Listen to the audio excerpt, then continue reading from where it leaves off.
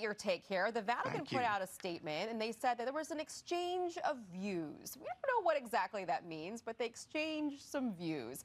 Give me your take about this public criticism from really both sides. Yeah.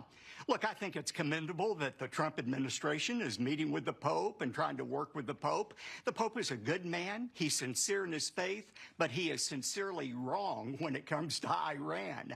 The Pope ought to know, and I think he does know, God created both the church and government for two distinct purposes. The role of the church is to point people to faith in Jesus Christ, but the role of government is to protect citizens from evildoers, according to Romans 13. And look, 3 days after this conflict began, I was in the Oval Office with President Trump and a few other faith leaders, and he told us that Iran was within weeks of getting a powerful weapon that would destroy Israel, much of the Middle East, and could bring great harm to America, and he had no choice but to act. And I thanked him then for having the courage to fulfill his God-given responsibility to protect our nation. And you know, the great irony is it looks like President Trump has a better understanding of what the Bible teaches about the role of government than the Pope has. And I'm glad the president hasn't backed down at all. Okay, I got to ask you